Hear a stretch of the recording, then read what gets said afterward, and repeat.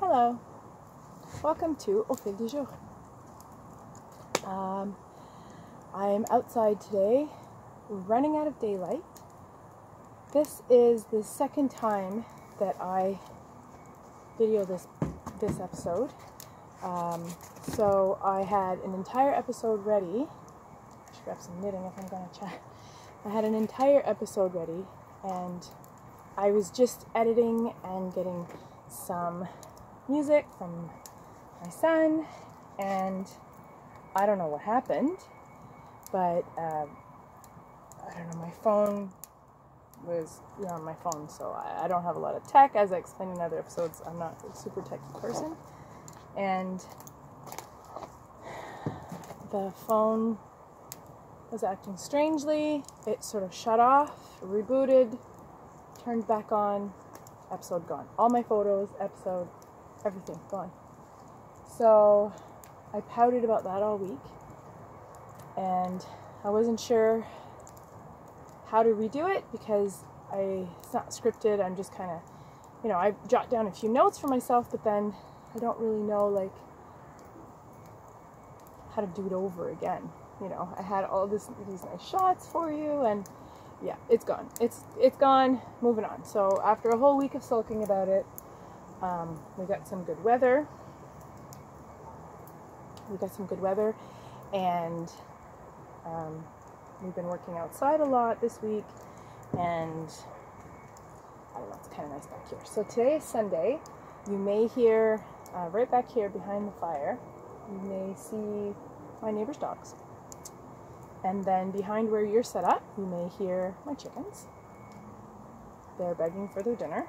But while there's still good light, I want to sit here. So I'm going to do this a little different. So the last episode, or the episode that I lost, I did a stash dive. It was all very organized. I'm really sad.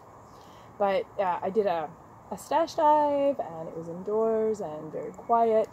Today's not the same kind of day. Today's a busy day. We're doing a lot of yard work this week. My husband's cleaning the eaves troughs. I think in some places you call it the gutters off the roof, as we speak, so that I can keep an eye on him while I do this. You're set up on a cello stand. Things are not very professional, but I don't want to let too much time go by. I missed October, so I wanted to make sure I get caught up here. So I'm sitting out on my beautiful back deck, and I think I would like today's episode to have an emphasis on spinning, on my spinning work. I don't really have any new projects that I've started. As I've explained before, I'm sort of a slow knitter, especially in the summer. We rented a field this summer, and that took up a lot of the autumn, just harvesting and preserving all the food and just doing everything you have to do with a garden. And we've also been renovating our kitchen, so it's just been very hectic or chaotic. My youngest started school in the fall, so it's just been a lot's been going on. But I really didn't want to let too much time go by before I podcast, because then there's too many things that get built up, and yeah. So I have some whips. One of them, he's wearing his socks. So the chartreuse socks that I talked about here last time, he's actually wearing them today. They're finished. And I'll be casting on new ones for him this week out of tuku wool, out of his birthday wool. I've been making some of these for the kitchen. I just like having them on hand. Some of these little scrubbers. They're just made from sisal, garden twine, really, sisal. And I just knit them on the diagonal and make an edge, and then I make a loop, and they're really great for in the kitchen. And then they actually can go on the washer and dryer. If they start to look a little bit ratty, they make great fire starter. So I just throw them on fire. They're made of jute, which is a really renewable material. So instead, I stopped buying like sort of scrubbing pads, like, you know, those green plastic scrubbing pads or steel wool or anything like that. I wanted to stop buying those. And so I started making these, and it's going really well. So that's it for finished objects. I've finished many projects, just not knitting objects. My pantry looks nice, but my knitting sadly got left to the side a lot. So the works in progress I have that I brought out to share with you today. I'm going to start with this one. The Finished Knitting Stories podcast has launched I think it's Happy Scrappy Blanket Mal. So I decided to start a blanket with hand-spun scraps. Actually, the lighting's pretty good, so I think you'll be able to see it. This is, again, it's literally knit like those washcloths, just on the diagonal. Just scraps. Let me see if I can hold it up. And I just started it. And it's all just hand-spun bits that I have laying around. Here's my basket. Let's see. And a few years ago, I had forgotten how good of a stash buster these kinds of blankets are. I did make one a few years ago, probably about 10 years ago. I have it with me today to show you. Hopefully I can get it on the screen. I don't know, I think there's a different word for this. I don't think you call it a blanket when it's like a square lap blanket. Is it a... I don't want to say. You can put it in the comments below. There's a word for this. It's not a shawl, not a blanket. So this was also made of all different hand-spun scraps.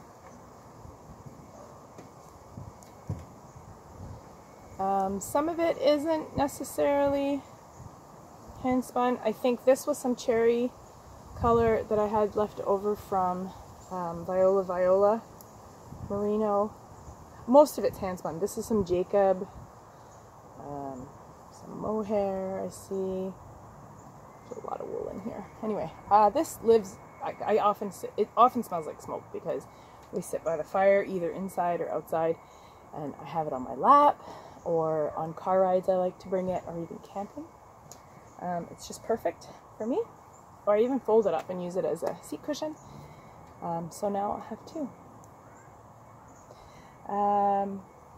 Another thing I've been working on a lot is my kids' sweaters. I really want them done before Christmas. I'll start with this one. So this is the Field Day Jacket by Ozetta, and I'm making the, I don't even know what size. Enough to fit my eldest son, who's big size. He's extra large, maybe. So I've been doing a lot of work on this one. And I've showed it in other episodes. How I decided to work this one is it's held with one strand of Brooklyn tweed and one strand of hand-spun romney, because I think it's Shelter, right? Brooklyn tweed Shelter.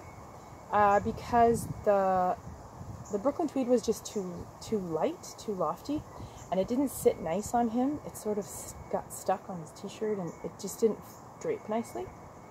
So with the extra strand of long wool, it actually drapes really nice while still keeping its wooliness. He's gonna love this sweater. The plan so far, so I'm almost done the button band on this side. There's the neck, that's how you do the neck. Shoulder, and the button band is knit as you go along. It's a really nice construction. Lots of people have made this sweater. It's once you have to just really follow along. And once you get past the neck and initial neck and shoulders, I was a little thrown off. But then once you go along, it's quite intuitive, and it's a very nice pattern. It sits so nicely on him. So hopefully before the next podcast, I'll have it done, and I can have some footage of him wearing it. anyhow, so I'm on to these. I'm on to the buttonholes. And we're going to do 4 total. They'll be they'll be sort of mid-chest down. The plan right now is to forage for some wood, like a fallen branch, to make some natural wood toggles. Or we might go grab a piece of driftwood or something. So he's hoping for 4 nice toggles on the front. I think because of how dark the wool is, it will have to be a lighter colored wood. Because we have some cherry trees and we thought about putting them cherry, but I think they won't show up nicely. So yeah, that's underway. Another sweater that I've been making is my youngest son's sweater. Also, this one's all hand spun except for the hem. So the hem I showed before is just with some hand dyed from thelovingpath, the Lovingpath yarn. It was a mini set, and that's the inside of the hem. It's going to be a folded over edge, and then the marl is 1 strand of romney from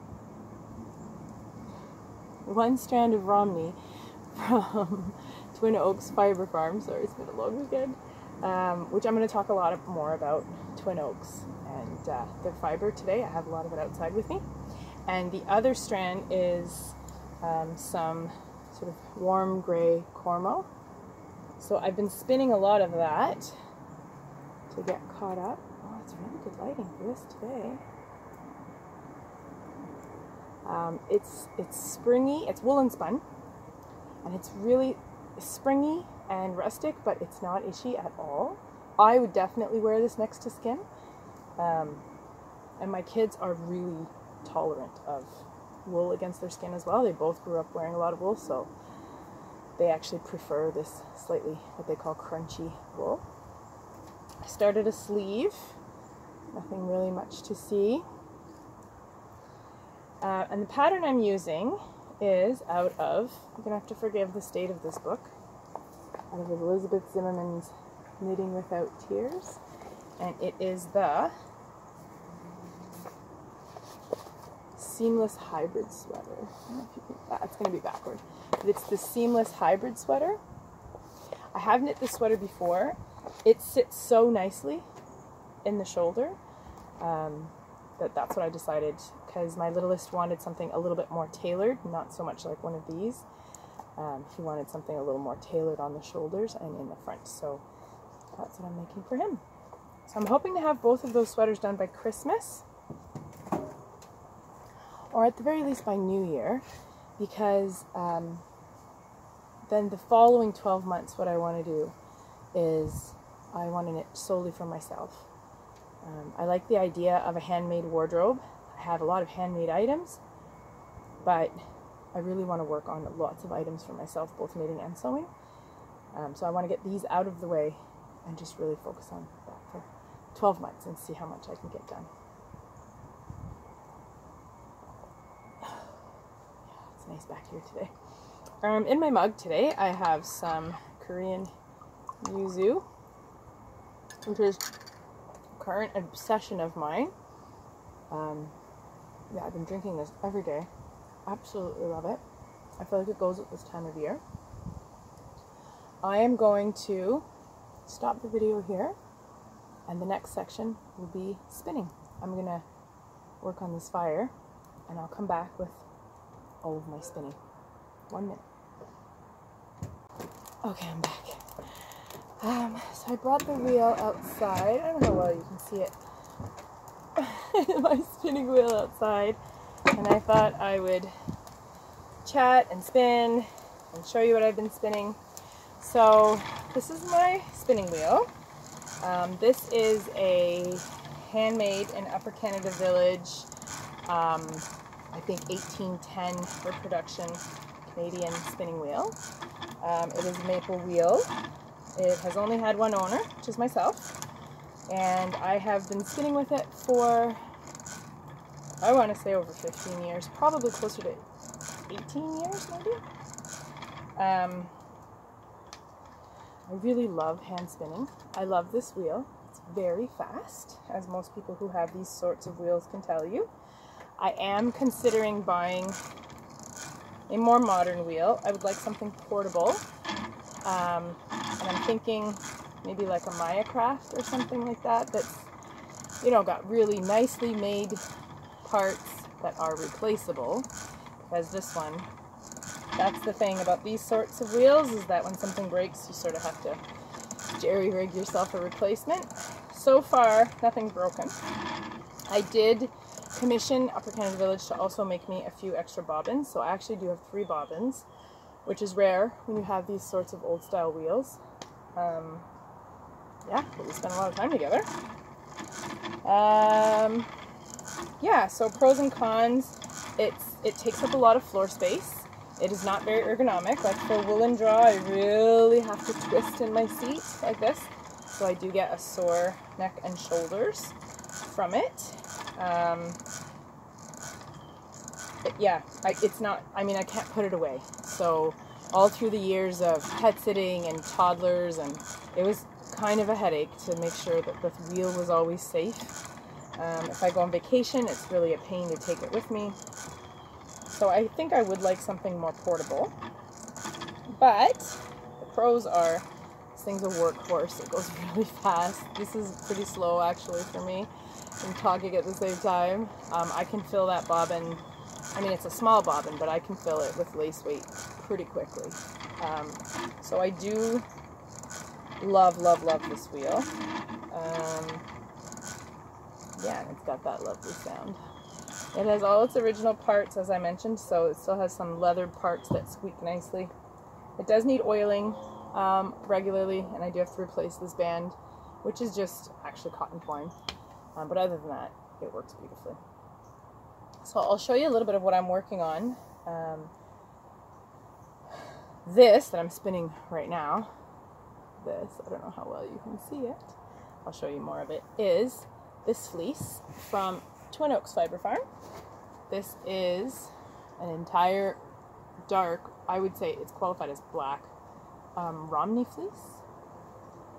But in here, there are medium colored staples.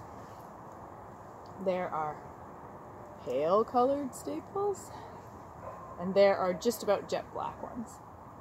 So this is a beautiful fleece. I've been having a lot of fun with it. So both of my kids' sweaters are actually one strand of this fleece. In my other video that I made that I lost, I showed how I prepare the fiber. So this is just washed. It does have some vegetable matter, but it's completely clean otherwise. What I do is I pull out staples. I just pull them out. Pull out a big chunk like this. And then I just pluck the staples, or the locks, apart. And a lot of the vegetable matter falls out in that process. In a commercial spinnery, they would call this picking, like when they pick the wool, and then it pulls out all of the second cuts and neps and bits that you maybe don't want in your spinning. And then you end up with these handfuls of locks that are fluffy and picked open like this. Just move my wheel here. Like this.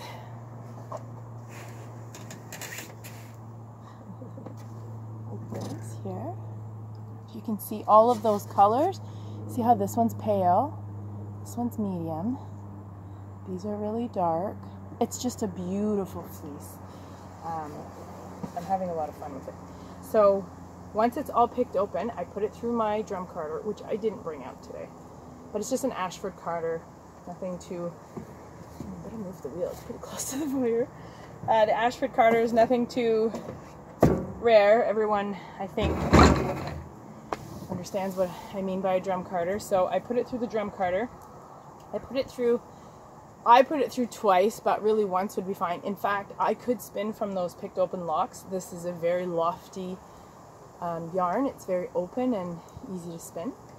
So then when I get it to this stage, I'll talk about the later stuff in a minute too. When I get it to this stage, then I have all of these little cinnamon buns, bats, ready to spin. And then when I want to spin one, I open it up, and then, try not to knock anything over, I open it up, so this would be what it looks like coming off the drum carder, like that. And it does still have a little bit of edge matter, but as I spin it, it just falls out.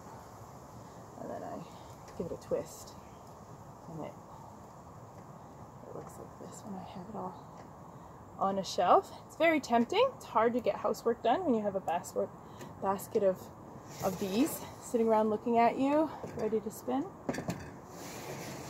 But winter is long here in Ontario, so it's good to have a lot of prepped fiber. Anyhow, so then I think the proper way would be to put it through a diz or something. I don't do any of this. Because it's so open and fluffy, I just pull it into a sort of a roving shape. And then wherever it breaks, that's where I end it, like that. And then I attach it to whatever I'm spinning. And then off I go. So that is the fleece from Twin Oaks Fiber Farm. Then last spring, yeah, just before my birthday, I had decided that I was going to retire and no longer run the business I was running. And I decided to buy myself a birthday fleece, sort of as a present to myself. Silva, my rabbit Silva, was also a retirement gift. I think I got myself more than one retirement gift. So I bought Silva, my English Angora, and then I also bought, put this over there, the wind is picking up. I also bought this fleece from Herb Farm. I'll put the link below. It's a completely different kind of fleece. So this fleece is from, I want to say a CVM. Now I'm confused because it's been a while. I think it's a CVM sheep. I'm going to insert her picture. I bought a whole fleece from this beautiful little sheep, and they're like these coated little fancy sheep. I've never had a fleece like this. So this is cleaned.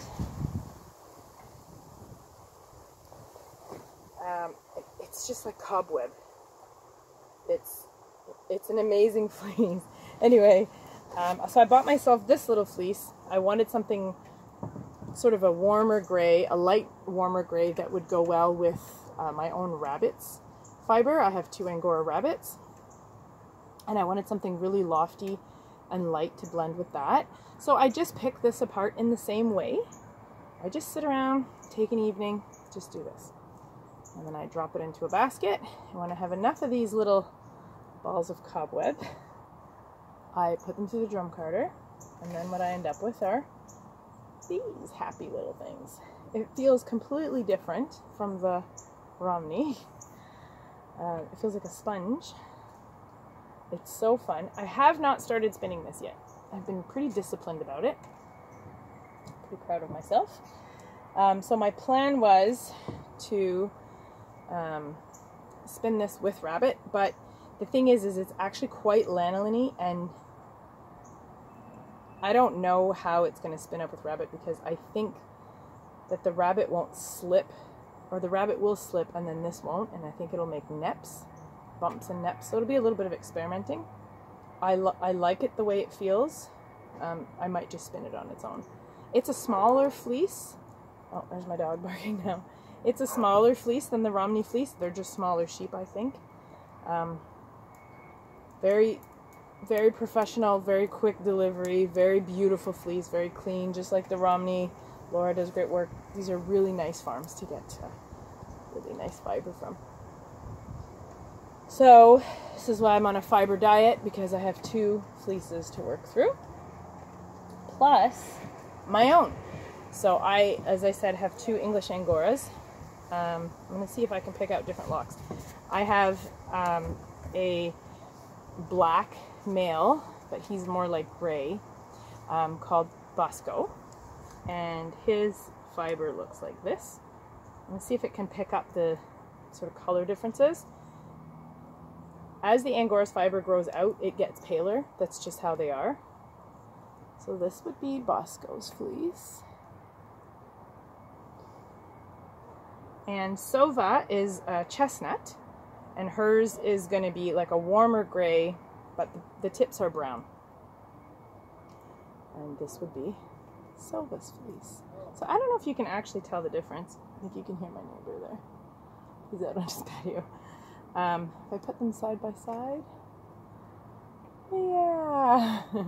So they are my little fluffers, and yeah, I was thinking that it would go really nicely with this. So I have some experimenting to do with that. I'm going to finish the kids' sweaters first. I do have to play around with this. But they do produce a lot of fiber, rabbits.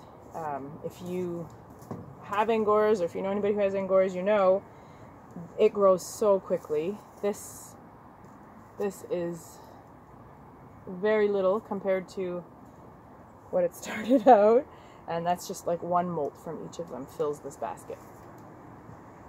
So in a year they molt 3 times or more.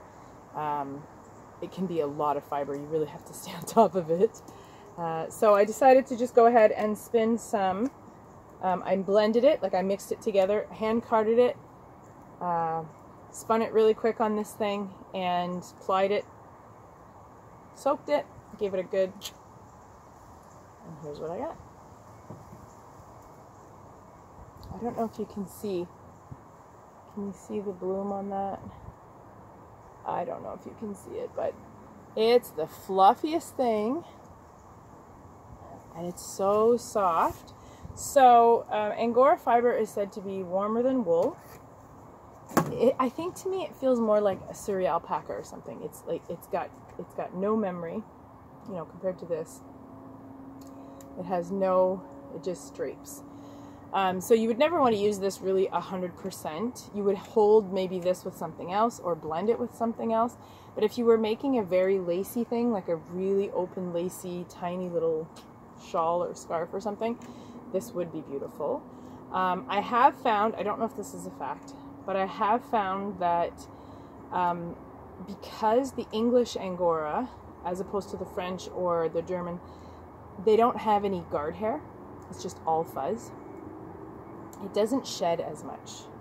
Like, it doesn't leave fiber behind as much as some of the other Angora. Like French Angora has a lot of guard hair that sticks out, that typical Angora look, and those guard hairs are what slip out of the yarn and just get all over your clothes, and people kind of don't like it. Another thing to note about Angora is majority of the Angora produced in the world is not ethically produced.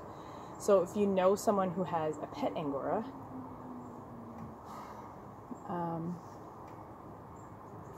and has a happy rabbit who's treated well, it can be a lovely, lovely fiber to work with. They are, however, a lot of maintenance. It wouldn't be recommended for people who are very busy or have small children. They're a lot of maintenance, but I really love my rabbits. I forgot to mention what I was wearing. This is a sweater I knit from Gotland fleece that I got a few years ago that I spun. Looks a lot like the romney I'm spinning now, I know, but it's a bit itchier. It's Gotland. This here is some organic fleeces that I get from a friend's organic sheep farm, and this was some hand-dyed pullovers, I think, that I spun, but the dye ran badly. And this, I think, is the I don't know if I can say it proper. I think it's the anniversary sweater from Lopi. I made this for myself a few years ago. This is my backyard sweater, my dog walking sweater, as you can see. It's time for me to make myself into it. Anyhow, I think I did it. I feel like I rushed a little bit. I think as I was afraid to forget anything, I feel like I hurried. Yeah. So hopefully this episode uploads before something terrible happens to it. I'm not good at tech. Well, it's not that I'm not good at tech. I'm not very interested in getting good at tech, I guess. But I do want to share my creative pursuits because... Sorry, it cut out there. Anyhow, I was just saying I'm hoping that I can maybe chat with some other makers who are also interested in making things for themselves. Yeah, podcasts, you know, and YouTube wasn't really a thing when I started spinning, and my children were small, but now I think it's time. I think I could, yeah, I have a few ideas of things I'd like to do, so thought it might be time to put myself out there a little bit more. Anyhow, thank you for joining me today. If you did enjoy this episode, please go ahead and give it a like. It just helps, I think it just helps bump it up in the algorithm or something. I'm not quite sure. If you have any questions or comments below or anything you'd like to know about what we do here, I'd be happy to answer, or anything you'd like to see. Yeah. I don't know what the next one will be about. Hopefully I'll be finished those sweaters. Yeah, if you're interested more in our little urban farm, if you'd like to see more of the chickens or more of the rabbits, let me know in the comments below. Anyway, I hope you have a good rest of your week, good rest of November. I'm going to try to aim for end of November for another episode before taking a break for Christmas. And yeah, keep knitting. Bye.